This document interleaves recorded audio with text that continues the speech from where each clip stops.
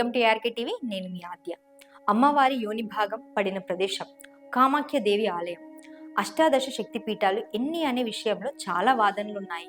18, 51, 50, 108 అని వేర్వేరు లెక్కలున్నాయి. అయితే 18 ప్రధానమైన శక్తి పీఠాలను అష్టాదశ శక్తి పీఠాలు అని పిలుస్తారు. పరమేశ్వరుడి అర్ధాంగి అయిన సతీదేవి శరీరం 18 ముక్కలై అవన్నీ పడిన ప్రదేశాలనే అష్టాదశ శక్తి పీఠాలు అంటారు. ఇవన్నీ మన దేశం సహా శ్రీలంక, పాకిస్తాన్, నేపాల్లో కూడా ఉన్నాయి. ఈ అష్టాదశ శక్తి పీఠాలను దర్శించుతున్న ఆదిశంకరాచార్యులు ప్రతి క్షేత్రంలోనూ శ్రీచక్రాన్ని ప్రతిష్ఠించారు. అందుకే ఇవి అత్యంత విశిష్టమైనవిగా చెబుతారు. వీటిలో ఒకటి అస్సోంలో ఉన్న కామాఖ్య దేవి ఆలయం. బ్రహ్మపుత్ర నది ఒడ్డున గౌహతి సమీపంలో ఉన్న ఈ క్షేత్రాన్ని అష్టాదశ శక్తి పీఠాల్లో ఇది అత్యంత విశిష్టమైనదిగా చెబుతారు. కామాఖ్య దేవి కామరూపిణి అని ఇక్కడ కొలువైన అమ్మవారిని పూజిస్తారు. కామం అంటే శారీరక చిత్త చాంచల్యం అనుకుంటారంతా, కానీ ఇక్కడ కామరూపిణి అంటే కావాలి అనుకున్నప్పుడు అనుకున్న రూపాన్ని క్షణంలో మార్చుకోగలడం అని అర్థం. అందుకే ఇక్కడ అమ్మవారిని కామరూపిణి అని పిలుస్తారు. కామాఖ్య దేవిగా ఎన్నో రూపాలు ధరించి భక్తుల కోరికలు తీర్చే కల్పవల్లిగా ప్రసిద్ధి చెందింది త్రిపుర శక్తి దాయని కామాఖ్య దేవి.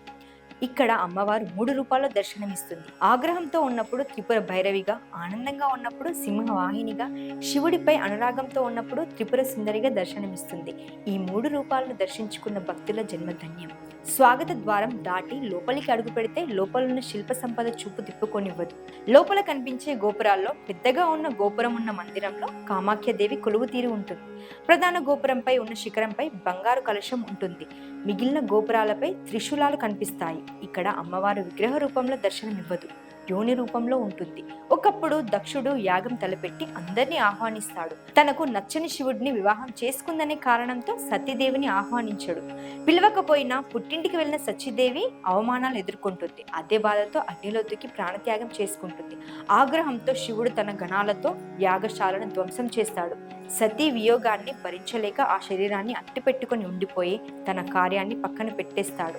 అప్పుడు మహావిష్ణువు సుదర్శన చక్రంతో ఆ దేహాన్ని ఖండాలుగా చేసి శివుడికి మళ్ళీ తన కర్తవ్యాన్ని గుర్తు చేస్తాడు. అలా సుదర్శన చక్రంతో ముక్కలైన అమ్మవారి శరీర భాగాలు పడిన ప్రదేశాలే అష్టాదశ శక్తి పీఠాలు. అందులో యోని భాగం పడిన ప్రదేశం ఇది. ఇక్కడ అమ్మవారి శిల్పరూపంపై తెల్లటి వస్త్రం కప్పి ఉంచుతారు. అమ్మవారిని నెల 3 రోజులు ఋతుస్రావం వస్తుంది. ఈ విషయం దేవి భాగవతంలో స్పష్టంగా ఉంది. ఈ రోజుల్లో యోని శిల నుంచి ఎర్రటి స్రావం వెలువడుతుంది. ఇదంతా శక్తిపీఠం ముందున్న కుండలోకి నీరులా చేరుతుంది. ఈ 3 రోజులు ఆలయాన్ని మూసివేసి ఉంచుతారు. 4వ రోజు ఉత్సవం చేసి ఆలయాన్ని తెరుస్తారు. అమ్మవారి శిలపై ఉన్న వస్త్రాలు తీసేసి వేలంలో విక్రయిస్తారు. ఇవి కొనుగోలు చేస్తే ఋతుస్రావ దోషాలు, రజస్వల దోషాలు తొలగిపోతాయని భక్తుల విశ్వాసం. సౌభాగ్య కుండంలో స్నానం చేసిన భక్తులు అమ్మవారి దర్శనం అనంతరం యోని స్రవిత జలాన్ని తీర్థంగా సేవిస్తారు. సకల దేవతలు పర్వత రూపంలో కొలువై అమ్మవారిని సేవిస్తారని చెబుతారు. కామాఖ్య దేవి ఆలయం చుట్టుపక్కల కాశీ, తార, భువనేశ్వరి, భైరవి, చిన్నమస్త, భగలి, ధూమవతి అనే 7 అమ్మవారి ఆలయాలున్నాయి. వీటితో పాటు కామేశ్వర, సిద్ధేశ్వర, కోటిలింగ, అఘోర, అమృతేశ్వర అనే పంచశివాలయాలున్నాయి. 12వ శతాబ్దం వరకు ఈ ప్రాంతాన్ని పాలించిన కామరూపాధిపతి తమ శాసనాల్లో ఈ ఆలయం గురించి ప్రస్తావించలేదు.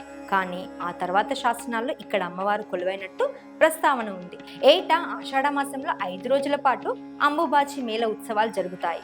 కుంభమేళ తరహాల కన్నుల పండుగగా ఈ వేడుకలు జరుగుతాయి. ఇక్కడ పరమేశ్వరుడు ఉమానంద భైరవుడిగా కొలువయ్యాడు.